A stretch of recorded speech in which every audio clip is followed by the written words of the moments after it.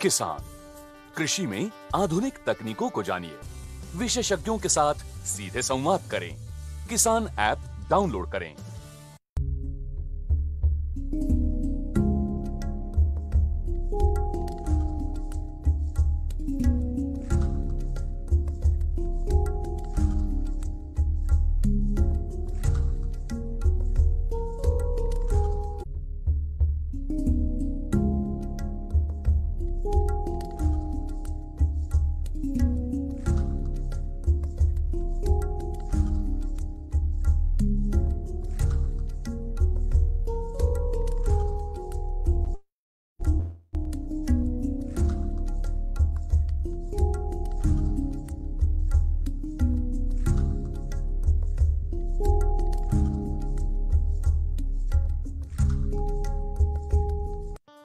किसान कृषि में आधुनिक तकनीकों को जानिए, विशेषज्ञों के साथ सीधे संवाद करें।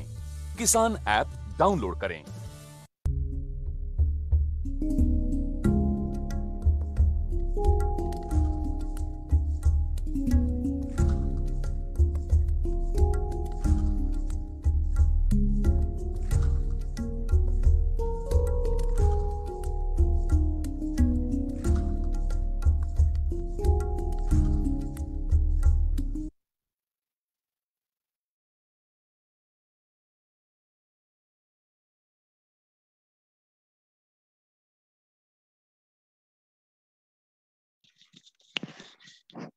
प्लीज शुरुआत कीजिए सुनील जी।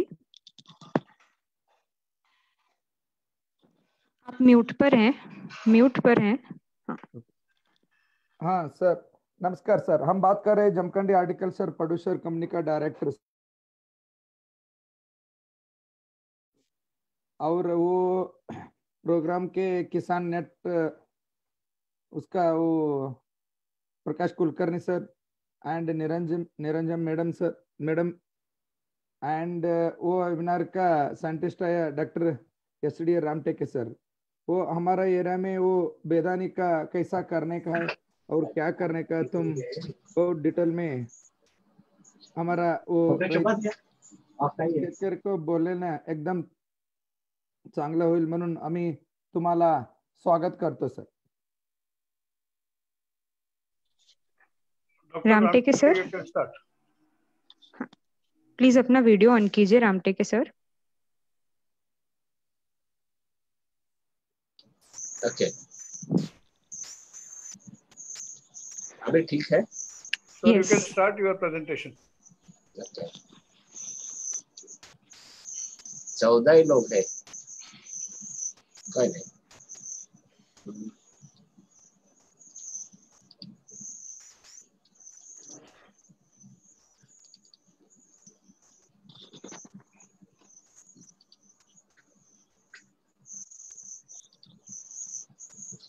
ओके, हाँ,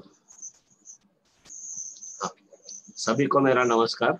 और आज का जो है मैं संजीवक के बारे में आपको थोड़ी सी जानकारी दूंगा, पर्टिकुलरली टेबल ग्रेप्स और जो रेजिन ग्रेप्स है उसके बारे में मैं आपको जानकारी दूंगा। तो पहले स्टार्ट करते हैं विथ इथरेन, क्योंकि अभी जब छाटनी होगी ना तो थोड़ा पान, ये जो पत्ते हैं ये झड़ना चाहिए। तो आपको यहाँ पे डिफरेंस दिखता है कि ये जो है ये स्प्रे किया हुआ है इथरेन का, और ये जो है यहाँ पे नहीं हुआ। तो it takes lot of time और पत्ते झड़ते नहीं है। तो पत्ते झड़ने चाहिए। पत्ते क्यों झड़ने चाहिए इसका थोड़ा सा मैं बताता हूँ। ये देखो यहाँ पे डिफरेंस दिख रहा है। इथरेन दिया हुआ जो केन है ये जल्दी फुट के निकलता है, और जहाँ इथरेन नहीं देते वो थोड़ा सा लेट निकलता है। तो ये डिफरेंस ऐसा दिखता है। यहाँ पे देखिए ये पीला कलर है, यहाँ पे ग्रीन है इथरेन देने की वजह से। तो आप खुद समझ सकते हैं कि इथ्रेल लेना कितना इम्पोर्टेंट है, ताकि इसका जो CIB है उसमें रजिस्ट्रेशन नहीं है, लेकिन ये इतना रेसिड्यू रहता नहीं है। और कोई लोग बोलते थे पहले, बहुत पहले, कि इससे पिंकबेरी आता है, ऐसा कोई रिलेशन नहीं है। 15 दिन में इसका जो रेसिड्यू है वो पेड़ से निकल जाता है, तो कोई प्रॉब्लम नहीं है। तो आप इथ्रेल जल्दी स्प्राउटिंग होने के लिए या ग्रेन पत्ता फुट के निकलने के लिए आप दे सकते हैं। तो ऐसा ये डिफरेंस दिखता है हमें इथ्रेल की वजह से। राइपनिंग में भी इथ्रेल का अगर हम थोड़ा यूज करते हैं कलर्ड वेराइटीज में, तो भी उसमें भी हमें बहुत सारा डिफरेंसेस दिख सकता है। ये थोड़ा सा यूनिफॉर्म कलर होता है, यहाँ पे बेरीज कुछ बहुत ज्यादा ग्रीन रहता है। तो यूनिफॉर्मिटी इन कलर, यहाँ देखिए ये पूरा ब्लैक हो गया, यहाँ पे अभी भी लाल है। तो इथ्रेल का वाइनयार्ड में अच्छा सा उपयोग हो सकता है। लेकिन यहाँ पे एक मैं दक्षता बताऊंगा, जब आप इथ्रेल यूज करते हैं कलर के लिए, तो ये ज्यादा मत करिए, बार बार मत करिए, एक बार ही करना। वराइजन स्टेज पे जब पानी आने लगता है बेरीज में, बेरीज साफ लगता है, उसी टाइम पे एक बार ही देना। और उसका जो 300 ppm का उसका डोज है इथ्रेल का, तो वो आप सही ढंग से इस्तेमाल करते हैं तो ऐसा ब्लैक कलर आ जाता है, कोई प्रॉब्लम नहीं है। उसके बाद में ये जो पत्ते झड़ने के बाद अभी बैक जाते हैं थोड़ा सा, अक्टूबर प्रूनिंग या जो भी छाटनी है, फ्रूट का प्रूनिंग करते हैं, तब ये देखिए यहाँ पे अगर ऐसे पूरे काड़ी को लगाते हैं तो ऐसा प्रॉब्लम आ जाता है। पूरे काड़ी को हाइड्रोजन साइनामाइड लगाने का नहीं है। अभी मैं उसमें बहुत ज्यादा डिटेल्स में नहीं बताऊंगा, लेकिन पूरे काड़ी को नहीं, ये काड़ी पहले टेस्ट कर लीजिए निकाल के, और इसका बट टेस्टिंग करने के बाद आपको पता चलता है कि कौन से जोन में, फ्रूट जोन ऐसा होता है कि जहाँ बंचेस है, वो आपको पता चलता है। अकॉर्डिंगली आपको उसका छाटनी करना है या प्रूनिंग करना है। तो आप अगर वो पता हो गया कि ये जोन में आपको घड़ मिलने वाला है, तो उसी में हाइड्रोजन साइनामाइड का इस्तेमाल करिए, तो आपको ऐसा एक सरीका जो भी है फुट निकल के आ सकती है। इसमें एक और थोड़ी सी बात है, आपको अवेयरनेस के लिए मैं बता दूं कि जो भी लोग उसको लगाते हैं ना, उन्होंने थोड़ा प्रिकॉशंस लेना चाहिए। हैंड ग्लोव्स तो पहनना ही चाहिए, और थोड़ा सा ऑयल वगैरह है बॉडी को लगाना चाहिए, क्योंकि क्या होता है ना, हम हाथ ऊपर करते हैं तो उसका जो पूरा पानी ऐसे शरीर के ऊपर आ जाता है, तो उसको, जिसको भी एलर्जी है उसको बहुत सारा प्रॉब्लम होता है, फोड़ भी आ सकते हैं या जख्म भी हो सकती है। तो उसके लिए अगर ऐसा कुछ होता है, जानबूझ के किसी को एक काम के लिए मत लगाइए जिसको भी एलर्जी नहीं है। उसी आदमी को हाइड्रोजन साइनामाइड अप्लाई करने के लिए आप बोल सकते हैं। लेकिन अभी गलती से हो गया, किसी को कुछ प्रॉब्लम हो गया, तो एक मेडिसिन है, एक क्रीम मिलता है मार्केट में, बेटनोवेट EN करके, तो वो बेटनोवेट EN लगाने से इसका जो इफेक्ट है नरीफाई हो जाता है, और आदमी का जो जख्म हो गया वो सब दुरुस्त हो जाता है। लेकिन जानबूझ के किसी को भी जिसको एलर्जी है उसको हाइड्रोजन साइनामाइड लगाने के लिए मत लगाइए। हाइड्रोजन साइनामाइड ये और एक बात होती है कि उसमें जो डोज है, कैन के थिकनेस के ऊपर वो डोज हमने डिसाइड किया है। अगर 6 mm का कैन थिकनेस है तो उसको हम 30 मिली पर लीटर हाइड्रोजन साइनामाइड लगा सकते हैं। लेकिन अगर ज्यादा जाड़ कैन है, 8 mm का है, तो उसको 40 से 50 तक जाना पड़ेगा। अगर 10 mm का है, 10 mm थिक, थोड़ा ज्यादा जाड़ा है, तो उसको आपको 60 मिली पर लीटर ऐसे हिसाब से लगाना पड़ेगा। और एक बात और, सब लोग अभी एक सिस्टम हो गया कि सब कैन करते हैं। सब कैन में एक टाइगर बर्ड होता है, वो कभी फूट के नहीं आता क्योंकि उसका थिकनेस बहुत ज्यादा होता है, तो उसको, उसकी जो रिक्वायरमेंट है हाइड्रोजन साइनामाइड की वो ज्यादा होती है। तो उसके लिए सेपरेटली एक आदमी को लगा सकते हैं कि उतना ही टाइगर बर्ड को ही वो लगाए, बाकी किसी डोले को वो टच ना करे, सिर्फ टाइगर बर्ड को ही लगाते जाए। तो उसकी वजह से क्या होगा, और वो 10 ml ज्यादा होना चाहिए। जैसा 6 ml है, 6 ml का कैन का टाइगर बर्ड है, तो उसको अप्रोक्सीमेटली 10 ml ज्यादा, तो 40 ml पर लीटर से वो लगाना पड़ेगा। ऐसे ही हिसाब से अगर वो लगाते गया, टाइगर बर्ड फुट के आया, तो ये श्योर हो जाता है कि हमें बंच बिल्कुल मिलना ही मिलना है, कोई प्रॉब्लम नहीं, और मजबूत घर उसमें रहता है। इसलिए और टाइगर बर्ड फूट के निकलना बहुत इम्पोर्टेंट है। तो ये हाइड्रोजन साइनाइड के बारे में पूरी जानकारी मैंने दे दी है।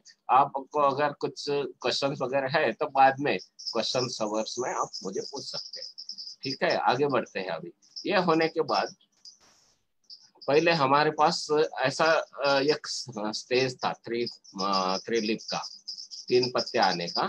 उसमें हमें अगर आप थोड़ा सा ये करते हैं तो पता चलता है घड़ है या नहीं है। और अगर यही इस पे ही आपको पता चलता है कि घड़ मजबूत है या उसका फिलेज होने वाला है। तो पहले हम तो ये करते थे सीसीसी और 6BA, अभी नहीं करते उसको। तो अभी वो नहीं करने से कोई प्रॉब्लम नहीं है, लेकिन थोड़ा सा आपको जैसे जीए है उसको रोक के रखना पड़ेगा। बहुत जल्दी जीए शुरू मत करिए, नहीं तो ये विलेज में जाता है। अगर वो जो घर है वो जरा वीक है तो उसका घर नहीं बनता फिर अच्छे से। तो थोड़ा सा ग्रोथ रिटार्डेड, स्लो ग्रोथ होना चाहिए, नत्र भी कम रखना चाहिए ये स्टेज आने के बाद में, और नहीं तो फिर वो फिसल जाता है, बहुत अच्छा घर तैयार नहीं होता। इसलिए ये स्टेज बहुत इंपॉर्टेंट है 3 पत्ते का। इसके बाद में ये स्टेज आता है 5 लीफ स्टेज हम बोलते हैं, या जो कैनिकल है, घड़ है, ये अभी थोड़ा सा खुला होने के लिए तैयार दिखता है। उसमें हम जीए का जो भी स्प्रेज, आजकल तो स्प्रेज है, पहले तो डिपिंग वगैरह करते थे और डिपिंग बंद हो गया, मैन पावर कम है। और अभी आजकल ESS, इलेक्ट्रोस्टैटिक स्प्रेयर जैसे स्प्रेयर्स आए हैं, तो हम उसके द्वारा स्प्रे ही कर सकते हैं। तो ये अगर ऐसा स्टेज आता है, इसको ही पॉप्टी कलर का स्टेज हम बोलते हैं, पॉप्टी कलर। इदन टोन बार नोटबुक का हेलो हेलो, सुन रहे हैं ना सब? हाँ जी सर, आपकी आवाज हाँ आ जी रही सर, है, हाँ जी बोलिए। सर, सुन रहे हैं सर, ठीक से सुन रहे हैं। कोई प्रॉब्लम नहीं ना? कुछ नहीं सर, कुछ नहीं सर। बीच में एक जन की आवाज आई थी। Okay sir, sorry sir, sorry for disturbance sir. नहीं कोई नहीं। Please don't call the man, don't disturb. हाँ नहीं, बाद में जितना क्वेश्चन पूछना है पूछ लीजिए, कोई प्रॉब्लम नहीं होगा। ठीक है, तो ये स्टेज में हम GA3 हम यूज करते हैं, जिब्रेलिक एसिड, उसका स्प्रे शुरू कर सकते हैं। मैं जब हम बीजापुर वगैरह आते थे तो उन्होंने बहुत सारे ऐसे उनके प्रैक्टिसेस थे कि यूरिया वगैरह भी देते थे। वो सब करने का जरूरत नहीं है, उसका स्प्रे करने का बिल्कुल जरूरत नहीं है। ये GA के साथ में आपको फास्फोरिक एसिड देना है, काय के लिए? pH कम करने के लिए। तो pH अगर आप का 6 के आसपास है, एसिडिक है, तो वो उसका शोषण जो है प्लांट सिस्टम में अच्छा होता है एसिडिक का। तो वो अगर हो गया तो आपको बढ़िया उसका रिस्पांस मिलेगा। तो आगे चलते हैं। कभी कभी ऐसा दिखता है कि ये जो बंस है और उसके साथ टेंड्रिल है, तो ये टेंड्रिल ये इसको खाली कर देता है। तो ऐसा नहीं होना चाहिए। तो इसके लिए ये तो आप ये टेंड्रिल जो है यहाँ से कट कर दीजिए। तो ये कट करने से आपका ये घड़ को थोड़ा सा चालना मिलेगा, नहीं तो ये फिलेज बन जाएगा। ये टेंड्रिल भी बढ़ेगा, यहाँ पे जीरो, कोई बंच तैयार ही नहीं होगा, वो निकल जाता है। तो ये उतना ही यहाँ पे इंफॉर्मेशन मुझे देना था। उसके आगे चलते हैं। ये 15 ppm का स्टेज, जब ये सब पाकड़ियाँ जो है, ये पंखुड़ियाँ खुल गई है धीरे धीरे और थोड़ा सा ग्रोथ होना चाहिए, इसलिए 15 ppm GA3 आप अप्लाई कर सकते हैं। और इसका जो इंटरवल है 10 ppm का देने के बाद में 4 दिन में ही आपको दूसरा स्प्रे देना पड़ेगा 15 ppm का।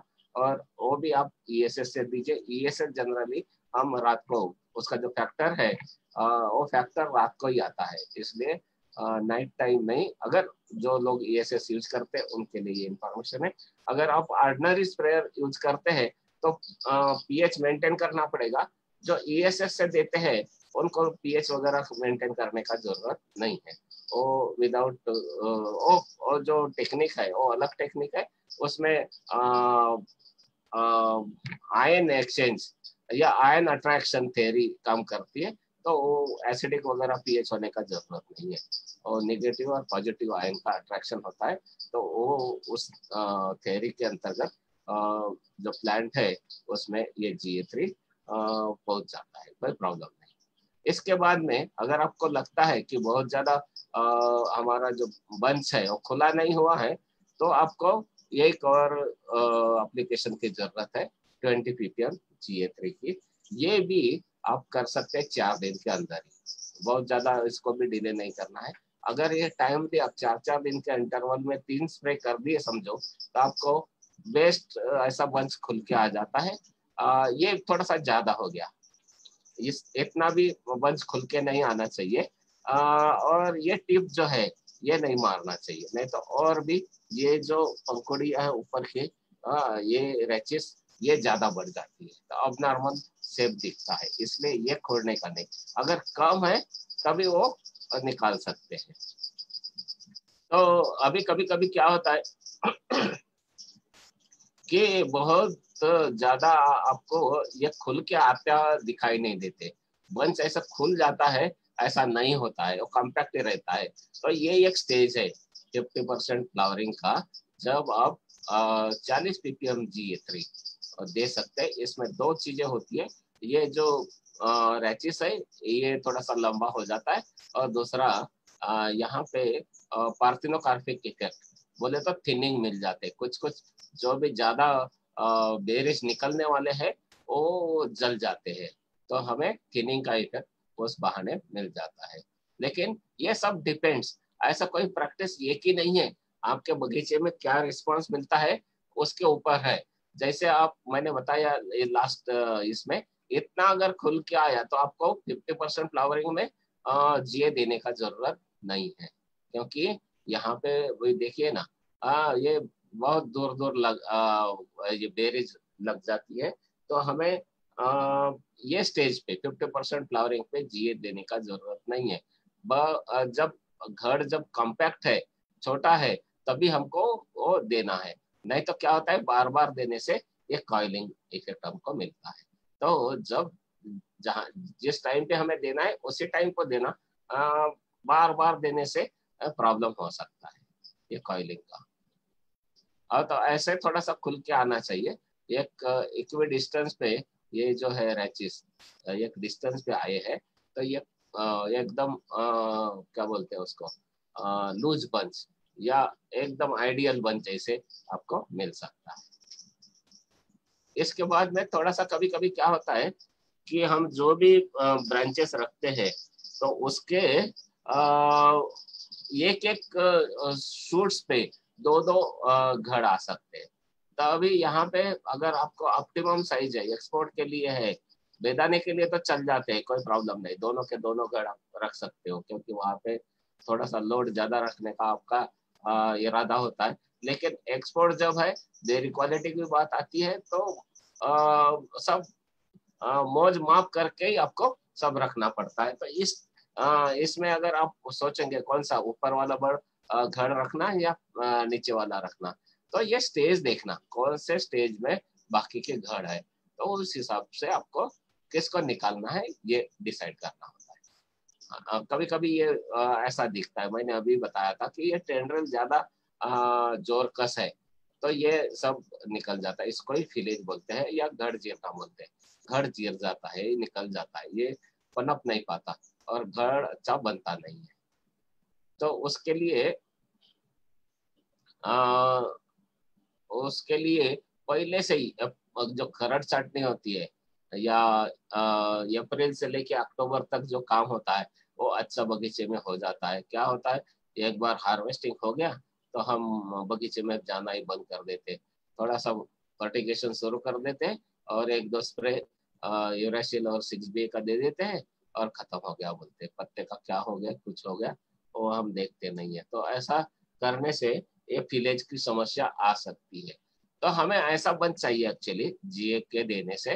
तो ये मैं उसके लिए बताया कि ऑप्टिमम है, ज्यादा ग्रोथ नहीं है लेकिन कम भी नहीं है, ये सब निकल के आ जाएंगे। तो ये अच्छा बंच, एकदम बढ़िया बंच बन के आपको मिल सकता है। बहुत जीए देने की या बाकी का देने का जरूरत नहीं है। कभी कभी ऐसे दिखते हैं। तो यहाँ हम पहले साइट्रिक एसिड वगैरह देते थे, यूरिया फास्फेट देते थे जीए के साथ, जीए का पीएच कम करने के लिए। तो ये बहुत सारा ऐसा इफेक्ट मिल जाता था, बहुत बेरीज जो जल जाते थे तो एकदम खाली बंच हो जाता था।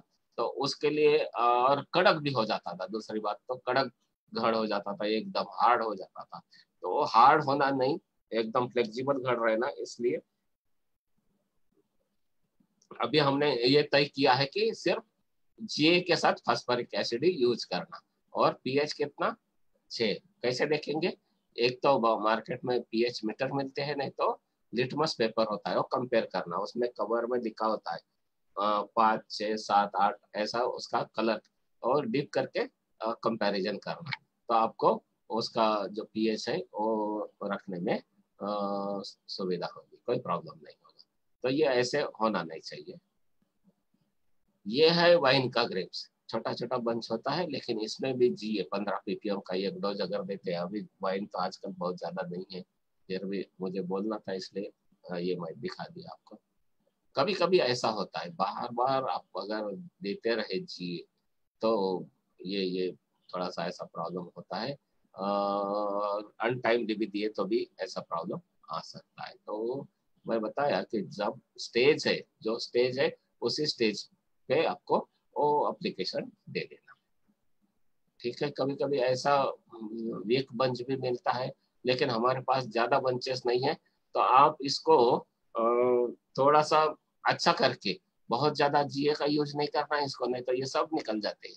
थोड़ा कम ही यूज करके 5 पीपीएम से लेके 5-10 ऐसा डाल के इसको बढ़िया बना सकते हैं। ये तो बहुत पहले छोटा था, लेकिन अभी ये बंच आपको माल दे सकता है, कोई प्रॉब्लम नहीं है अच्छे से। तो वीक बंच है तो जीए कम करके उसको आप अच्छा बंच बना सकते हैं। ये मुझे ये स्लाइड दिखा के बताना था। अभी इसके बाद में यही मैं ये टेबल के फॉर्म में ये दिखा रहा हूँ। तो ये आपको ये जो शेड्यूल है, यहाँ 5-5 दिन लिखा है, लेकिन ये 4-4 दिन ही करना, 5-5 दिन का नहीं है। और ये 50% का, ये इसके बारे में मैंने ये टेबल के बारे में बता दिया। अभी इसके बाद में सेटिंग होता है। सेटिंग के बाद में आपको फिर शुरू करना पड़ता है सीपीपीयू और जीए का डोज। तो वो आप कैसे देंगे? 3 से 4 mm का बेरी जब होता है तब वो स्टार्ट करना है, और उसके पहले थिनिंग कर देना है, बेरीज का थिनिंग या रैचेस का थिनिंग।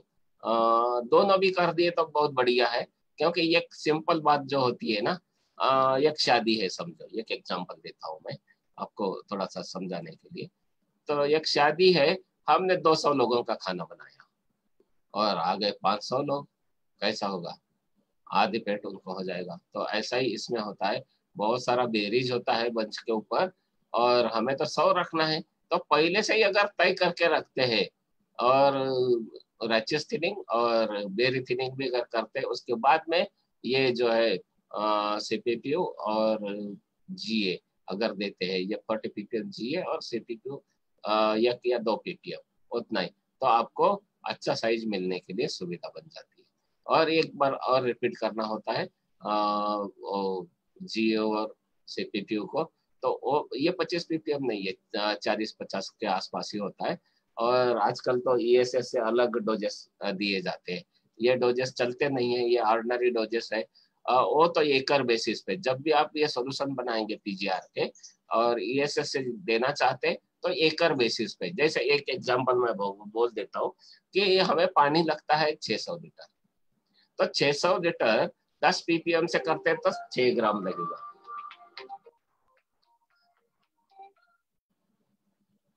तो वो हिसाब से 40 पीपीएम है तो 24 या 25 या 30 तक आप जा सकते हैं। थोड़ा ज्यादा लिए तो भी कोई ज्यादा हार्म नहीं है। 30 ग्राम पर एकड़ ये डोज आपको ईएसएस से देना चाहिए, या कोई कोई तो 40 तक भी जाते हैं, लेकिन इतना ज्यादा देने का जरूरत नहीं है।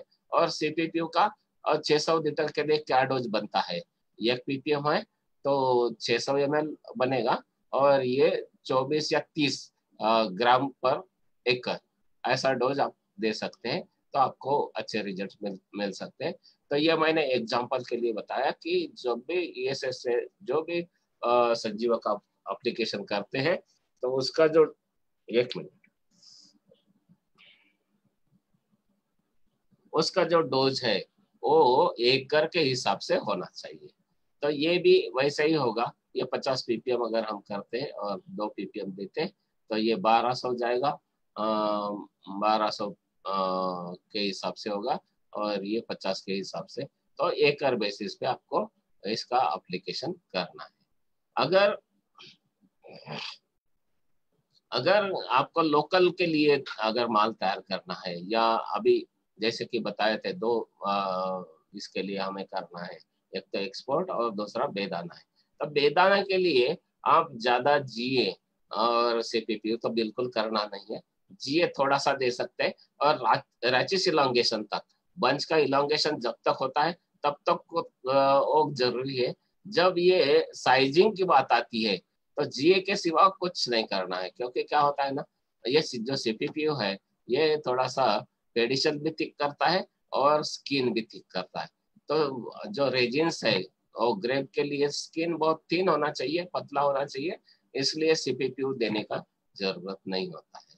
तो यहाँ पर भी लोकल मार्केट के लिए भी सीपीपीयू देने का जरूरत नहीं है, सिर्फ जीए और 6बी अगर करना है। 6बी का भी रजिस्ट्रेशन नहीं है सीआईबी में, सेंट्रल इंसेक्टिसाइड बोर्ड में, लेकिन इसका भी रेसिड्यू का 15 दिन का ये है, ये दिखता नहीं है। लेकिन कभी कभी क्या होता है ना, लोग लेट स्टेज पे भी 6बी और सीपीपीयू देते हैं, तो ये दोनों के रेसिड्यूज जो है लास्ट टाइम पे आ जाते हैं, बहुत सारे सैंपल पे दिखते हैं, तो ये करना नहीं है।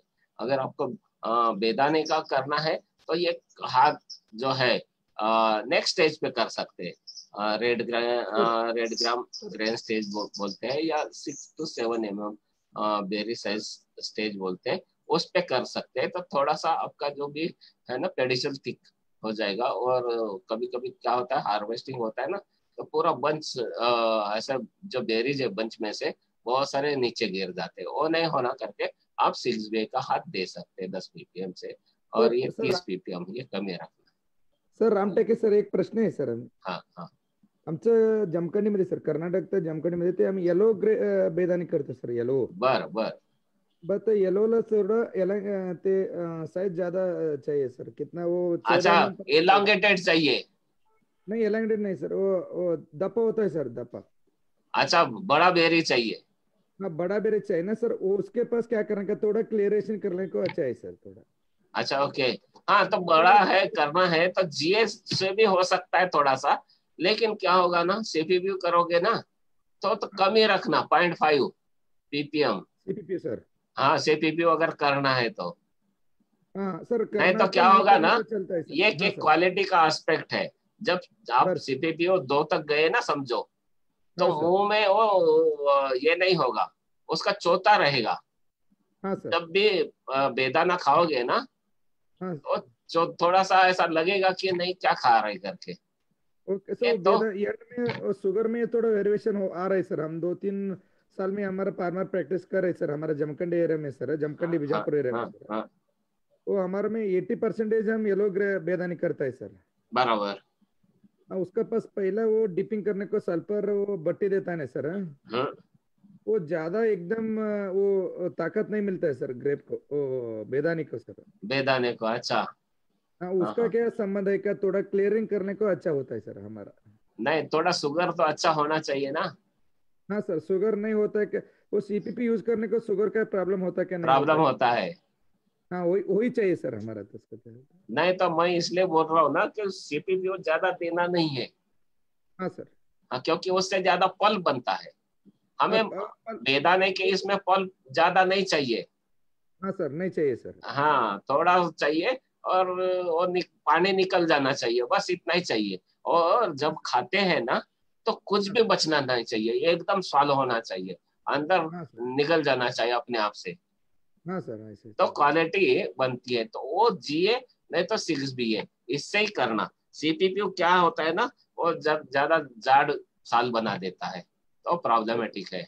उसकी वजह से आपको वो जो इसका सल्फर वगैरह का ना, वो पिकअप नहीं लेता जल्दी। जल्दी नहीं लेता है सर, हाँ, वही। ये हो सकता है। तो आप CPU मत यूज करिए फिर।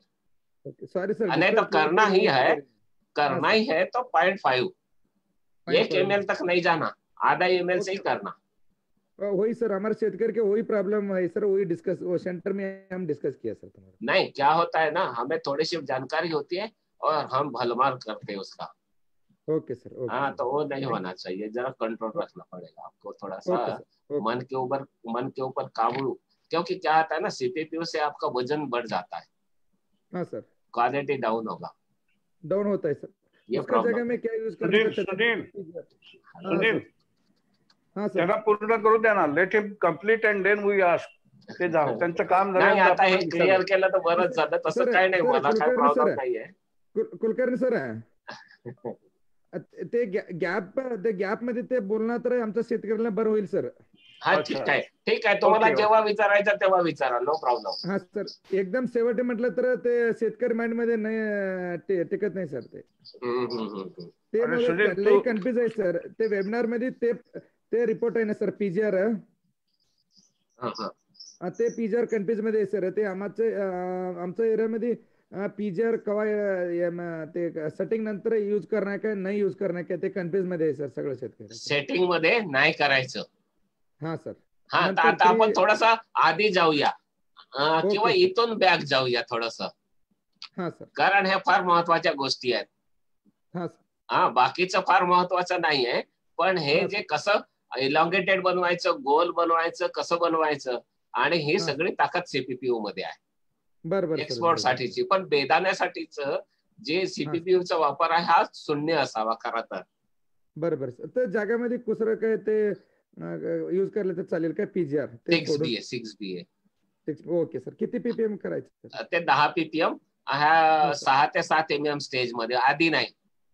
ओके ओके सर, ओके हा, सर, तर ओके. त्याच्याने तुम्हाला साईज थोडस चांगलं मिळेल, आणि जे काही हे आहे, म्हणजे शुगर पण चांगले येईल, आणि पल्प हा पण थोडासा व्यवस्थितच राहील. पण पल्प आपल्याला जास्त नको खरं तर. ओके ओके हा, ओके तर सर, ते थँक्यू सर. व्यवस्थित होऊन जाईल. CPU टाळा मग तुम्ही, ओके सर, असं मला थँक्यू सर. म्हणायचं इथं. Continue sir, webinar continue sir. Thank you sir. नाही, आता ते झालं. आता मला तुम्हाला थोडस विचारायचं, आता प्रश्न उत्तर घेतलं तर काही हरकत नाहीये. मागं जाऊया. हायड्रोजन सायनामाइडच्या वापराबद्दल तुम्हाला, म्हणजे आप लोक, पण सगळं मराठीमध्ये नको ना, हिंदीमध्ये पाहिजे ना? हा सर, चालेल काय, दोन्ही करा सर, काय प्रॉब्लेम नहीं नहीं, हिंदी में, हिंदी में करा हिंदी सर, हिंदी में. में, हिंदी में. आता हाइड्रोजन साइनामाइड जो है, उसके बारे में कुछ क्वेश्चंस है? हाइड्रोजन साइनामाइड में क्या नहीं सर, बरोबर ठीक है सर. नहीं, तुम्हें त्या काडीच्या जाडी, काडी के जैसे जाडी होती है वैसा यूज करते हैं? हाँ सर, वो 6 mm काड़े रहे तो 30 ml हाइड्रोजन साइनामाइड यूज करते हैं सर हम. Very good. और 8 mm काड़े है तो 40 ml हाइड्रोजन साइनामाइड मिक्स करते हैं सर. ठीक है.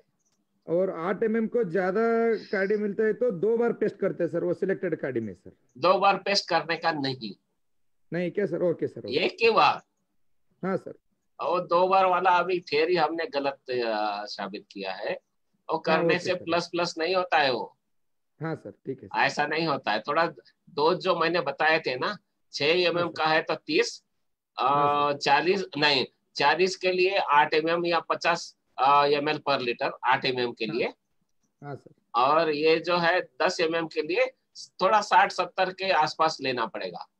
एक ही बार करने को चलता है ना सर? तो एक की बार ही करना, दोबारा करना न मना है, एकदम मना है. ओके ओके सर, ओके और सर, मुझे बताना था, इसलिए मैं क्वेश्चन बैक पूछा आपको. ठीक ओके है. सर, ओके हाँ, ओके सर. और एक बात और मैं बताया आपको, टाइगर बर्ड के बारे में आपने कुछ पूछा नहीं. हाँ सर, टाइगर बर्ड से. टाइगर बर्ड के लिए थोड़ा सा ज्यादा कंसंट्रेशन चाहिए होता है हाइड्रोजन साइनामाइड का. वही सर, उसका तो वो. वो एक आदमी को ही लगाना सेपरेट, हाँ सर, और टाइगर बर्ड ही करते जाएगा. आप पक्का सर, सिलेक्टेड टाइगर बर्ड की तरह हाँ, उधर से. सिलेक्टेड टाइगर बर्ड करके ही जाएगा. Okay sir, okay sir. ऐसा किए ना तो आपका हाँ सर, प्रोडक्शन का कभी भी प्रॉब्लम नहीं आएगा. ओके, एक ही टाइम में वो स्प्रोटिंग एक आता ही है? टाइम, सभी एक ही टाइम। और ओके ओके अगर सर। बारिश आता है, एक और दूसरा क्वेश्चन आता है, हाँ सर। कभी कभी ऐसा होता है कि अक्टूबर नवंबर में जब हम छाटनी करते हैं ना, तो हाँ सर। बारिश भी आती है। हाँ सर। तो लोग हमें पूछते हैं कि ओ गया, बह के गया, अभी हाँ सर। बारिश आया, वॉश आउट हो गया, अभी क्या वही सर। करना? कुछ अभी करने हम का जरूरत नहीं होता है, अगर आधा घंटा भी मिल गया तो। वो पेस्ट लगने का आधा घंटे में बारिश हो जाए तो फिर नहीं पेस्ट करने का है सर? पेस्ट करने का जरूरत नहीं है। Okay sir, thank you sir, best information sir. हाँ नहीं, उसी लिए तो मैं पूछा ना, एक एक करके जाएंगे तो थोड़ा सा फायदा होगा, नहीं तो मैं बोल दिया, आपको कुछ समझ हाँ, में नहीं आया, एक भी फायदे की बात नहीं हुई, क्या फायदा फिर? वही वही सर, वही तो बात हाँ है। तो इसलिए मैं जरा आराम आराम से ये करेंगे। 5 बजे तक बहुत टाइम है अभी, कोई ये नहीं है, दिक्कत नहीं है। ओके सर, तो ओके सर। वो ये ध्यान में रखना, क्योंकि जब बारिश आती है ना, तो ह्यूमिडिटी बहुत बिल्डअप होती है। हाँ सर। हमने आपका अलमट्टी डैम का बैक वाटर से हमने ये लेसन दिया। वही सर, वो हाँ आलमट्टी बैक वाटर का बहुत एरा है सर इसके सर। नहीं, क्या हुआ था, एक स्टोरी बताता हूँ थोड़ा सा। हाँ सर। हाँ, ओ पानी जमा हो गया सांगली रीजन में, हाँ सर। और 15 दिन सब बगीचे पानी में थे। वही सर। नतीजा क्या हुआ, पत्ते झड़ गए, जड़ गए। बाग फूट गई। हाँ सर। अपने आप से बाग फूटी। हाइड्रोजन साइनामाइड किसने लगाया? नहीं किसने भी लगा नहीं सर। लगाया। तो इसका मतलब है, अगर ह्यूमिडिटी बहुत ज्यादा है, हाँ सर, हाइड्रोजन साइनामाइड का भी जरूरत नहीं है, बाग अपने आप निकल आती है। बरोबर सर, बरोबर। ये जो चीज है, हमने वो आलमट्टी डैम का बैक वाटर का जो प्रॉब्लम हुआ उससे लिया। Okay okay sir, okay. हाँ, ये एक चीज ऐसे सीखनी होती है। Doctor, will finish your presentation. हो जाएगा डॉक्टर, कुलकर्णी साहब, हो जाएगा, चिंता मत आपका करिए, मैं प्रेजेंटेशन, हाँ बोलिए बोलिए। आपका प्रेजेंटेशन पे काम करिए। हाँ, हो जाएगा ना, देने वाला वही हो। अभी आगे चलते हैं। हाँ सर, चले। हाँ जी, हाँ जी। अभी ये ओके, थोड़ा थैंक सा यू है, सर। हम वे जो कुछ जीए सॉल्यूशन बनाते हैं ना, क्योंकि जीए का जो यूज है ग्रेप्स में, ऐसा कोई भी क्रॉप में नहीं होता है। तो क्या हम करते हैं ना, इथिल अल्कोहल, अभी तो इथिल अल्कोहल ही यूज करना, बाकी तक छोड़ दो। एसीटोन भी छोड़िए, मिथिल अल्कोहल भी छोड़िए, इथिल अल्कोहल 30 ml। अभी जैसे भी है, थोड़ा सा उसको घोल को थोड़ा हिलाना पड़ेगा, तो वो डिजाल होता है जीए। जीए डिजाल होने के लिए इथिल अल्कोहल का ही यूज करिए, बेस्ट है। दूसरी बात है, आ, ये छोड़ देता हूं मैं, एसीटोन के बारे में नहीं। और पीएच के बारे में मैं बता दिया, जब भी जीए सॉल्यूशन आप स्प्रे करते हैं, तो उसका जो भी है पीएच, अगर ऑर्डिनरी स्प्रे से करते हैं तो 6 तक लाना है, it should be less than 6.5, तो 6 लाना है। और जब आपको ईएसएस से देना है, उसका पीएच का और उसका कोई लेना देना नहीं है, पीएच एडजस्ट करने का जरूरत नहीं है। और जब भी स्प्रे करते हैं तो थोड़ा कवरेज मिलना चाहिए, इसलिए दोनों साइड से आपको उसको स्प्रे सॉल्यूशन देना पड़ेगा, स्प्रे करना पड़ेगा। अगर ईएसएस है तो वो जाता है, लेकिन बीच में कभी कभी वो नहीं, इतना कवरेज नहीं करता, तो उसके लिए थोड़ा सा अगर दोबारा किया तो उसको मिल जाएगा। और जो भी स्प्रे सॉल्यूशन है ईएसएस से, मुझे लगता है 30 या जो 60 का ये होता है 60 लीटर, ये तो ऑर्डिनरी स्प्रे के लिए 600 या 800 लीटर पानी लगता है, अदरवाइज नहीं लगता है। और दूसरी बात है कि जीए बहुत फॉर्म में आ गया, बहुत लोग ऑर्गेनिक भी बोलते हैं, ऐसा कुछ नहीं है ऑर्गेनिक वगैरह। तो जो भी अच्छा आदमी है, कृषि सेवा केंद्र वाला ईमानदार, बहुत ईमानदार लोग नहीं होते हैं, वही कंसल्टेंट बन जाते हैं। तो फिर भी आपके पहचान वाले के पास से ही जो खातरीशीर है कि ये बनाएगा नहीं हमको, उसी से वो लेना है। और ये हमने लिखा है एसीटोन क्या नहीं करना चाहिए, तो हमने लिखा ये लिक्विड फॉर्मुलेशन में है तो नहीं, ऐसा कुछ नहीं, थोड़ा सा उसका जो भी प्योरिटी है वो देख लेना, कंटेंट पढ़ लेना बॉटल पे, अगर लिक्विड वाला भी यूज करना चाहते हैं तो कर सकते हैं, कोई प्रॉब्लम नहीं। और जैसे फंजीसाइड में हम स्टिकर स्प्रेडर ऐसे यूज करते हैं, और जीए के साथ करने का जरूरत नहीं है, ये सिस्टमिक है, सिस्टम में जाता है, आधा घंटा पूरा होता है और अंदर उसको ऑब्जर्व करने के लिए, तो बहुत ज्यादा ये स्प्रेडर वगैरह का या स्टिकर का जरूरत नहीं है। और जिंक सल्फेट जनरली जीए के साथ देना चाहिए। बहुत लोग ऐसे करते हैं ना कि जितना भी है मिक्सिंग करके हमारे स्प्रे कम हो जाए, इसके लिए करते हैं। मैं उसके बहुत खिलाफ हूँ। जो चीज जानी चाहिए वही जानी चाहिए, सभी करने का जरूरत नहीं है, क्योंकि वहां पे केमिकल रिएक्शन क्या होगी हमें नहीं पता, और कभी कभी तो स्कार्स वगैरह बहुत आते हैं, उसके बारे में थोड़ा सा बाद में भी बात कर सकते हैं। तो बात ये की है कि मिक्सिंग नहीं करना, जीए देना है तो जीए दे दीजिए, और उसके साथ ये सीपीपी वगैरह या कुछ फंजीसाइड कंपेटेबल है, फंजीसाइड में तो कोई प्रॉब्लम नहीं है, इंसेक्टिसाइड उसके साथ देना बिल्कुल नहीं, वो सेपरेट देना चाहिए इंसेक्टिसाइड, नहीं तो उससे स्कार्स वगैरह या जो दाग होते हैं ना बेरीज के ऊपर, वो आने की संभावना ज्यादा है। तो ये स्लाइड में मुझे वो बताना था। कभी कभी क्या करते हैं लोग कि बेदाना है या कुछ जो भी है और लंबा होना, इलांगेटेड बेरीज होना ऐसा लगता है, तो आइए देते जीए के साथ में। अनटाइमली दिए तो देखो ऐसे वेजिटेटिव ग्रोथ ही फास्ट हो गया, बंच का है दिख नहीं रहा, तो ये नहीं करना, आइए वगैरह नहीं करना। बहुत ज्यादा ही अगर करना है तो वो उसका अगर डिपिंग करते हैं तो उसके रिजल्ट अच्छे आते हैं, बाकी ऐसा नहीं। अभी एक आपने क्वेश्चन पूछा था कि सेटिंग में अगर करते हैं तो क्या होता है, तो सेटिंग में अगर करते हैं तो ये प्रॉब्लम आ सकता है, इसको बोलते हैं हम चिकन हैंड डिसऑर्डर, या जो भी है। बहुत बार आपको ये बेरीज निकालने पड़ेंगे पीछे पीछे से आने वाले, कुछ बेरीज बड़े दिखते हैं, कुछ छोटे दिखते हैं, तो इसको chicken and hand disorder, comedy और उसका पिल्लू ऐसे बोल सकते हैं। तो ये सेटिंग में करना नहीं है। जब मैं बताया कि आपको फ्लावरिंग तक आप 50% फ्लावरिंग तक कर सकते हैं जीए, उसके बाद बंद करना, तो 3 से 4 mm तक, और देना ही नहीं। इवन आपको न्यूट्रिशन भी नहीं देना है, जिंक हो या कुछ हो उसका भी वापर नहीं करना है, नहीं तो ये डिसऑर्डर ऐसा आ सकता है। कभी कभी ये सीपीपी वगैरह बहुत ज्यादा देने से या मिक्सिंग करने से ये जो पेडेंकल है या रैचिस भी है या ये पेडिसेल भी है, ये बहुत हार्ड हो जाती है। उसके लिए फिर कैल्शियम कार्बोनेट वो देने का जरूरत पड़ जाता है। तो ये 1-2 बार अगर कैल्शियम दिए तो ये सॉफ्ट हो जाता है, लेकिन क्यों करना, ज्यादा नहीं करना, और जितना मैंने बताया उतना ही अगर आप करते तो कोई प्रॉब्लम नहीं आएगा। कभी कभी ये कभी हमें ग्रीन बेरीज रहना बहुत जरूरी होता है। अगर आपका बंच एक्सपोज हो गया बाहर धूप के लिए, सनलाइट डायरेक्ट आ रहा है, तो ये ऐसा उसका ग्रे कलर आ जाता है, और ये एक्सपोर्ट या खाने के लिए भी लोग ये थोड़ा सा प्रॉब्लम है।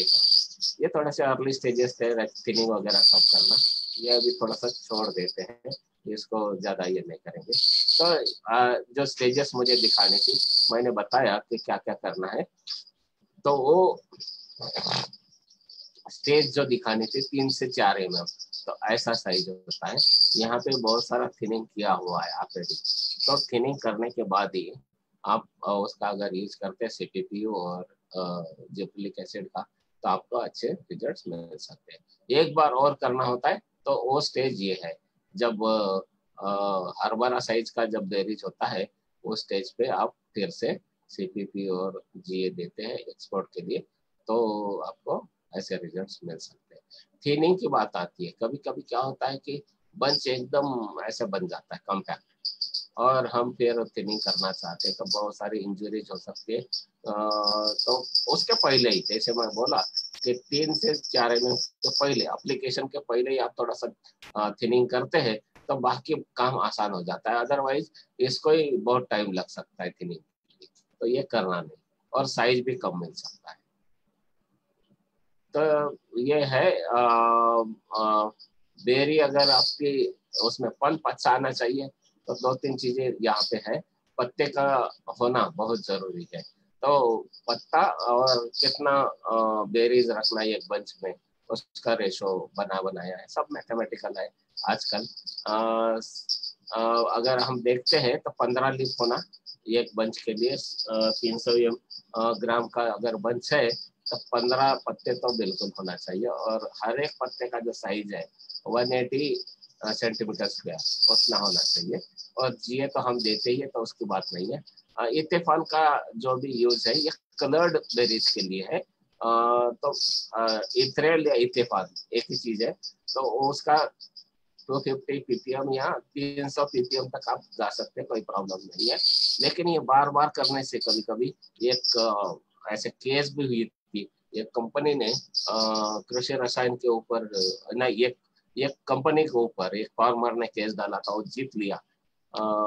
तो बार बार देने से प्रॉब्लम होता है, तो एक ही बार देना है ये, नहीं तो बाल लूज पड़ सकता है, लूज नहीं होना चाहिए। तो ये पल्प के बारे में है। क्रिस्पनेस जो भी है ये it is related with food material. Okay, ये ज्यादा मैं बताऊंगा नहीं। अभी कभी कभी क्या होता है ना, बेरी अडेरेंस की बात आती है। आप जैसे रेजिन्स बनाते हैं तो मैंने बताया कि कभी कभी एक एक मनी झड़ जाता है, तो वो झड़ना नहीं चाहिए। तो उसके लिए ये 100 ppm ये नहीं है, तो 100 ppm मत दीजिए, ये थोड़ा सा ज्यादा लगता है। तो 50 ppm ये नहीं है, वो दे सकते हैं आप 12 दिन पहले, या अगर 2-3 दिन के बाद एक और स्प्रे दे सकते हैं। 50-50 के 2 हो गए तो 100 हो गया। तो ऐसा करने से आपका जो भी बेरी ड्रॉप है या बेरी गिरना है बंच में से वो बंद हो जाएगा।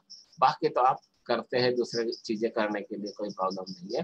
कैल्शियम थोड़ा सा देना चाहिए, तो कैल्शियम 5 ग्राम पर लीटर ये हिसाब से पहले ही देना चाहिए। जैसे कि 75 डेज या 90 डेज के आसपास ही देना चाहिए। 105 तक भी बढ़ाना नहीं चाहिए, क्योंकि कैल्शियम ये नॉन मूवेबल एलिमेंट है, तो ये मूव नहीं होता, तो जहाँ चाहिए वहीं देना चाहिए। और बाद में भी जब बेरीज ओल्ड हो जाती है तो उसमें भी ऑब्जर्व नहीं होता हो ज्यादा, तो पहले अर्ली स्टेज पे ही 75 to 90 डेज के बीच में ही 1-2 बार उसको 5-5 ग्राम पर लीटर के हिसाब से ले सकते हैं स्प्रे से। और ये अभी बाकी की बातें हैं, ये ज्यादा इम्पोर्टेंट नहीं है। लेकिन हार्वेस्टिंग जब भी करते हैं तो नाट यहाँ पे है, गांठ यहाँ है, उसके ऊपर ही करना, तो उससे सेल्फ लाइफ और उसका क्वालिटी जो है अच्छा रहता है। हाँ, ये अभी थोड़ा सा उल्टा पकड़ा है, देखो लास्ट वाला बेरी है और वो टूट नहीं रहा है, तो इसका मतलब है ये इसमें स्ट्रेंथ बहुत ज्यादा है, मजबूत है और उसका क्वालिटी बहुत अच्छा है। ये नाट वाला ही है, ये पिंक बेरी का है। एक दिन भी अगर ठंडी जो है, ठंड अगर 10 डिग्री से नीचे गई एक रात के लिए, तो भी पिंक बेरी के टींचे आते हैं, ऐसे छोटा छोटा छोटा ऐसा पिंक दिखने लगता है।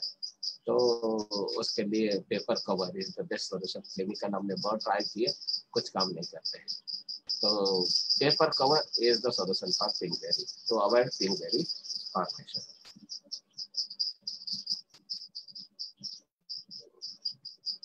बहुत ज्यादा लोग शेड यूज करते हैं, बहुत लोग सारीज यूज कर सकते हैं।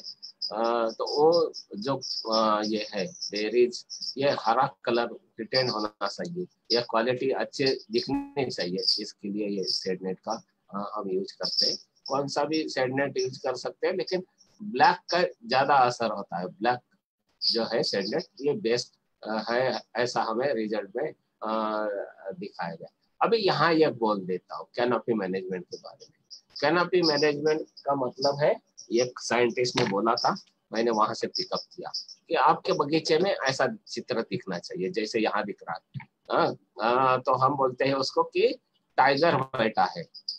जो टाइगर होता है पीलो का, थोड़ा सा कभी छाव कभी धूप, ऐसा ही कलर होता है उसका, तो ऐसा टाइगर बैठा हुआ दिखना चाहिए।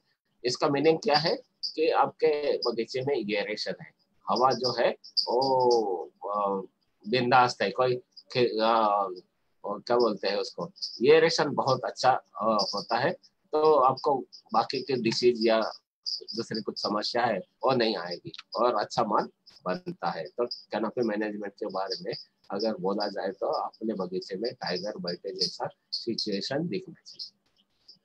ये देखिए पिंक अवॉइड करने के लिए ये पेपर कवर करते हैं, तो ये बहुत बढ़िया अप्रोच होता है ऐसा। और थोड़ा सा हट के बात करेंगे, लेकिन अभी अगर कुछ क्वेश्चंस है तो आप पूछ सकते हैं। कुछ क्वेश्चंस है अभी तक के बारे में?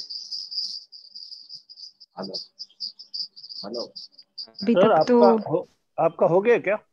नहीं, थोड़ा है और डिसऑर्डर्स भी है। मैं डिसऑर्डर्स करो ना। करो ना। हाँ, तो ये बाकी का जो है वो ज्यादा मैं नहीं बताऊंगा। ये एलोपैथी है, जो भी वीड्स है ना, हम तो बोलते हैं कि बगीचे से कुछ भी बाहर फेंकना नहीं है, बगीचे का बगीचे में ही रीयूज आप कर सकते हैं, इसको रिसाइकलिंग बोलते हैं। तो वो अगर करते हैं तो आपको उसका फायदा ही होगा। ये प्लास्टिक का यूज ऐसा नहीं करना, ये 1 फीट तो अंदर होना चाहिए, तब इसका बेनिफिट आपको मिलता है। ये बहुत सारे ऐसी चीजें हैं जो इस पे ये करते हैं। फिजियोलॉजिकल डिसऑर्डर्स, ये एक चित्र बताऊंगा और फिर फिनिश करते हैं। ये बहुत सारे हैं, लेकिन एक है मेरे पास स्लाइड। अच्छा, यहाँ से बोलता हूँ। ये कभी कभी क्या होता है, गारपीट वगैरह होता है, लेकिन आपके इधर गारपीट नहीं होता है शायद जमखंडी में। अगर गारपीट हो भी गया समझो और ऐसा कुछ इंजरी आ गया और दोबारा इसका छाटनी रिकट लेने का जरूरत नहीं है। इसको ही थोड़ा सा फंजीसाइड और इंसेक्टिसाइड से आप स्प्रे देके इसको मजबूत बना सकते हैं। ये जो भी है काड़ी ना, यहाँ पे इतना इंजरी दिख रहा है वो मिट जाता है, कोई प्रॉब्लम नहीं है। प्लांट में ऐसा सिस्टम है कि वो रिकवर हो जाते हैं। तो हेल्थ स्टाम या कुछ हो गया तो आपको ऐसा जल्दबाजी में इसका फिर से छाटनी करने का जरूरत नहीं है। स्कॉर्चिंग, ये जब एक्सपोज होता है बंद या कुछ लग जाता है तो भी ऐसे बेरीज हो जाते हैं, तो ये थोड़ा सा अवॉइड करना। ये कभी कभी क्या है, हार्वेस्टिंग हमने जल्दी कर दिया तो ऐसा स्टोरेज में ब्लैक हो जाता है माल, तो ये अच्छा नहीं है। कभी कभी ऐसे ये इतने बढ़ जाते हैं कि जमीन को लगते हैं, यहाँ से सॉइल बॉर्न डिसीजेस ऊपर जा सकते हैं, तो इसलिए ये भी ठीक नहीं है, कुछ करना चाहिए।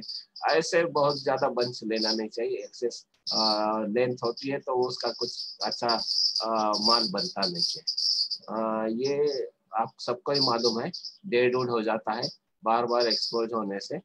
तो इसके ऊपर थोड़ा सा कवर करना चाहिए कैनोपी का, तो ये जल्दी आउट नहीं होगा। लोग अभी सीख गए कि यहाँ से ही अभी दूसरा जो भी है भी तैयार कर लेते हैं, और दूसरे दोनों आर्म्स तैयार करके, इसका प्रॉब्लम है ये यहाँ से कट करते दोनों और दूसरा आर्म तैयार करते हैं, ये इसके लिए ये है। लेकिन थोड़ा सा कैनोपी इसके ऊपर चढ़ा दिए ना तो ये जल्दी बात नहीं होगा।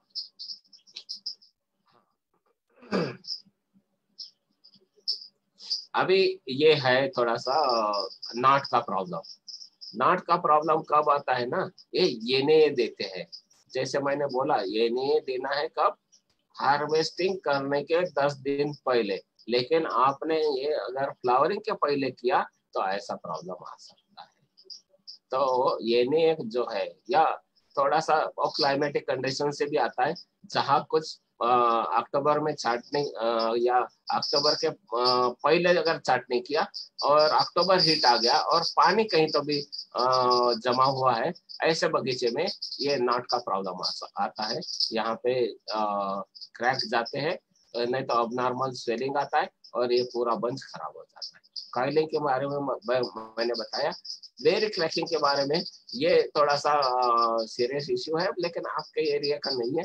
जैसे कि मालेगांव, सटाना और यशगांव, वो साइड में आखिरी छाटनी देते हैं और कभी कभी हार्वेस्टिंग के टाइम पे बारिश आ जाता है तो क्रैकिंग होता है।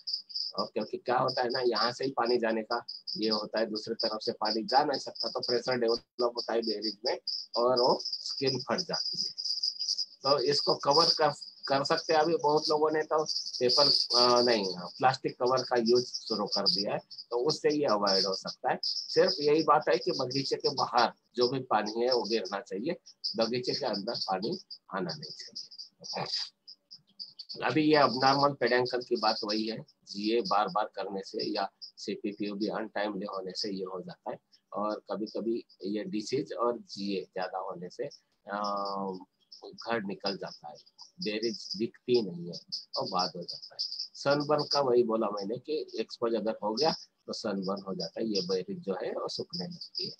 और यूनिफॉर्म कलर कभी कभी नहीं आता है, बहुत ज्यादातर हमने रेड ग्लोब में देखा है, क्रिम्सन में देखा है, और कभी कभी शरद में भी देखा है। तो वो क्रॉप लोड से बहुत ज्यादा रिलेटेड है। और दूसरी बात है कि टेम्परेचर ये भी बहुत ज्यादा मायने रखता है। कोल्ड सीजन में ये यूनिफॉर्म रहता है, अगर लेट हार्वेस्टिंग हो गई तो उसमें ये यूनिफॉर्म कलर नहीं आता है। तो ये था मेरा इसके बारे में। अभी बहुत है लेकिन अभी थोड़ा सा रुक जाते हैं, 240 कभी देना नहीं तो ऐसे प्रॉब्लम्स होते हैं। तो अभी मैं एक और डिसऑर्डर है उकड़ा करके। उकड़ा बोले तो बेरीज जैसे बॉइल होती है ना वैसा दिखता है। तो वो डायरेक्ट एक्सपोजर ऑफ सनलाइट होता है, उसकी वजह से जब दो ज्यादा गिरता है ना उस टाइम पे वो होता है। अगर आप ज्यादा स्प्रे दिए तो और ज्यादा हो जाता है। तो उसके लिए थोड़ा सा शेड नेट जहाँ से भी धूप आता है उस साइड में आपने किए तो वो कम हो सकता है। केमिकल कोई नहीं है उसके लिए, उकड़ा के लिए, तो वो करना नहीं। मुझे लगता है मैं अभी यहाँ पे रुक जाता हूँ, आपको कुछ पूछना है तो पूछ लीजिए, ठीक है? कुलकर्णी साहब। सर आप स्टॉप शेयर कर पाएंगे? हाँ जी, स्टॉप शेयर करेंगे, स्टॉप शेयरिंग। अच्छा स्टॉप शेयर।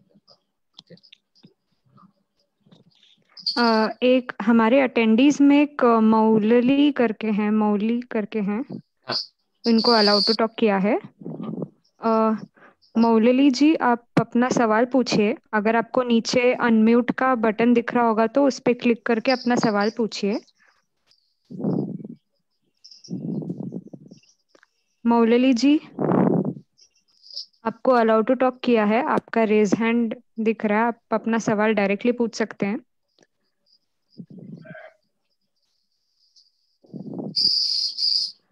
ओके, मेरे ख्याल से उनके इधर टेक्निकल इश्यूज आ रहे हैं। पैनलिस्ट्स में अगर सुनील जी, कुलकर्णी जी, अगर आप कुछ पूछना चाहेंगे तो पूछिए। सुनील कदम। हाँ सर, नमस्कार सर. काही विचारायचं असेल तर विचारा, प्रश्न विचारा. सर नमस्कार, रामटेके सर नमस्कार. हा नमस्कार साहेब. आम्ही लय तुमचं वेबिनार आम्ही केलं सर. त्याचं अजून एक आमच्याकडे शक्य आहे सर, प्रश्न आहे. आमच्या भागामध्ये ते बेदाण्याचं शेड्यूल थोडा बनायला पाहिजे सर. बेदाणे कसं करणार आहे, किती जे पीपीएम पीजी, किती पीजीआर बनणार आहे, त्याचं पाहिजे असेल सर थोडं. ते सांगतोय मी. तर ते जे काही सांगितलं की रॅचिस इलॉंगेशन साठीचं जे आहे, म्हणजे घड मोकळ्या होण्यासाठीचं जे आहे ना, तर त्याचा जो शेड्यूल आहे तो तंतोतंत तसाच पाहिजे. एक्सपोर्ट असो की मग बेदाण्याचं असो, त्याच्यात काही बदल नाहीये. फक्त बेरी सेट झाल्यानंतरचा जो शेड्यूल आहे त्याच्यामध्ये बेदाण्यामध्ये सीपीपीयूचा वापर येऊ नये. हा, त्याच्याऐवजी 6BA तुम्ही वापरलात तर ते चांगल्या दर्जाचे बेदाणे तुम्हाला मिळतील नक्कीच. आणि त्याच्यातही तुम्हाला इलॉंगेटेड करायचं आहे, जीए जास्त ठेवायचं, आणि 6BA तर अगदी 10 PPMच्या पुढे कधी जायचंच नाहीये. तर त्याच्याने तुम्हाला जसं पाहिजे, गोल पाहिजे तर गोल करता येतील. नाही, जिब्रेलिक ऍसिड 40 ठेवला तर गोल होतील. तुम्ही 50-60 जर केलं ते समजा तर तुम्हाला इलॉंगेटेड बेरीज म्हणजे लांबोडे मणी तुम्हाला मिळू शकतील. एवढंच आहे, बाकी करायचं काहीच नाहीये. कॅनॉपी व्यवस्थित ठेवायची, पानं हिरवे ठेवायचे आणि त्याच्याने तुमची क्वालिटी चांगली राहील.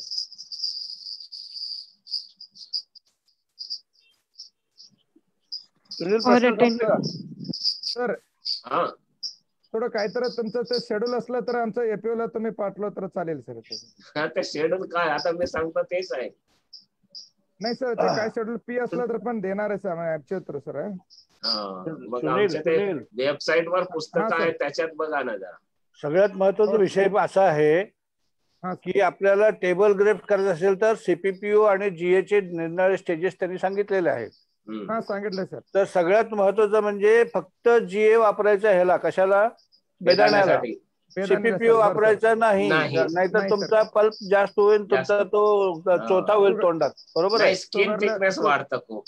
हा सर, आणि सगळ्यात महत्वाचं म्हणजे ऐका, महत्वाचं म्हणजे त्याची जी पहिली स्टेज आहे 10 किंवा 15 ppm, ते मधला दांडा राची सिलंगेशन हा फार महत्वाचा आहे, लक्षात घ्या. बरोबर. आणि त्याचे शोल्डर तयार व्हायला पाहिजेत, कळलं का. आणि फक्त काय करायला पाहिजे की तुम्ही काळजी एक करायला पाहिजे की तुमचे बेरी ड्रॉप होणार नाहीत. ह्या प्रकारे तुम्ही जीएचे पुढचे फवारे घ्यायला पाहिजेत, कारण जीएचा प्रमाण वाढलं तर बेरी थिनिंग पण होतं, लक्षात ठेवा. ठीक आहे. आणि सगळ्यात महत्वाचं म्हणजे आपल्याला डॉक्टर SD रामटेके सर भेटले, हे महत्वाचं आहे. ते फार महत्वाचे माणूस आहे आपल्यासाठी. एकदम आभारी आहे सर. ते सराचं वेबिनार लई मी विचार केलाय सर. शशिकांत भोसले कुठे गेले? Hi sir, Shashikant Bhosale sir attendees में मल्लिकार्जुन जी करके हैं, उनको सवाल पूछना है. पूछिए सर आपका सवाल. नमस्ते सर. नमस्कार सर. हमारा सवाल है ना सर, रेजिन के लिए ना कितना साइज बेरीज चाहिए ना सर? क्या चाहिए? बेरीज का साइज सर, रेजिन के लिए. अच्छा, रेजिन आपके ऊपर है. हम तो वो सब रेजिन वगैरह का ये करते नहीं है, क्योंकि वो मार्केट डिपेंडेंट होता है क्वालिटी के बारे में ना, वो मैं बता नहीं सकता. आपको कौन सा साइज चाहिए वो मैं करने का गाइडेंस कर सकता हूँ. मल्लिकार्जुन जी बोलिए ना सर. पहली बात है कि कौन सा वैरायटी तुम्हारे पास है, उसके वो इलोंगेटेड या राउंड होगा, उसके ऊपर है, समझे. थॉमसन है ना सर हमने. हाँ, थॉमसन होगा, थॉमसन होगा, राउंड भी हो सकता है. हाँ, थॉमसन होगा. तभी जो जीए है उन्होंने बताया कि आपको सीपीपीओ नहीं यूज करना है, ये ध्यान में रखो. ठीक है. Okay sir. और एक सवाल है ना हमारा. हाँ बोलिए ना सर. रेजिन का यूनिफॉर्म का कलर के लिए ना हम कितना क्वांटिटी सल्फर यूज करना चाहिए सर? वो नहीं मुझे पता. और तो उसका डॉक्टर अलग है, मैं बताता हूँ. रेजिन वाला होता है. ओके. Hello sir. हेलो. उसका अलग हम वो सेमिनार करेंगे जब तुम्हारा तैयार होगा ना. अभी अपने को छाटनी करने का है. हेलो मल्लिकार्जुन. पोस्ट हार्वेस्ट वाला आदमी होता है हमारा स्पेशलाइज उसमें. मल्लिकार्जुन बोले सर, बोले. अरे अभी छाटनी तो करो, बाद में देखेंगे ना. Okay sir. सवेरे का नाश्ता करो, बाद में खाना डिनर बाद में करेंगे. चलो. Okay thank you. Q&A में 2 क्वेश्चंस है, आप देख सकते हैं डॉक्टर जी. अच्छा. और विच वेबसाइट आर बुक्स अवेलेबल? नहीं, हमारा NRCG का है वेबसाइट, उसके ऊपर हमारा ग्रेप के ऊपर जो भी पैकेज ऑफ प्रैक्टिसेस है उसका बुक है इंग्लिश में. और दूसरा क्या क्वेश्चन है? नहीं है, ये क्या क्वेश्चन है? हाँ, हो गया. क्वेश्चन सब हो गए. अगर और कुछ पूछना हो तो आप पूछ सकते हैं. सुनील जी, कुलकर्णी जी, अगर और कुछ आपको पूछना हो तो पूछ सकते हैं. अभी शशिकांत को बुलाइए. शशिकांत जी, आप अपना वीडियो ऑन करेंगे. सर सुन रहा हूँ सर. शशिकांत ಅವರ. हाँ सर सुन रहा हूँ सर. हाँ, ನೀವು ಬನ್ನಿ ಮತ್ತೆ ಅಬಾರ್ ಪ್ರದರ್ಶನ ಮಾಡ್ರಿ. अरे बाप रे. ओके. कुलकर्णी साहब तुम्हारा कन्नड़ आता है?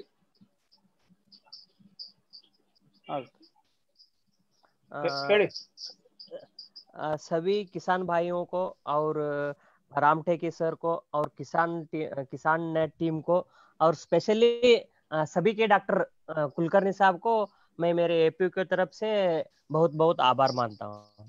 Very good. बहुत दिल को साथ भी हो यार. क्यों सर? क्यों सर? ऐसे ही आप दिख रहे हो, ऐसे इसलिए वो बताया. धन्यवाद. एक्चुअली कुलकर्णी सर वैसे है सर. अच्छा. कोई नहीं, चलो चलता है. Thank you doctor Ramteke. हाँ सर. हाँ जी sir, thank you very much. Bye. Okay. Bye. Thank you sir.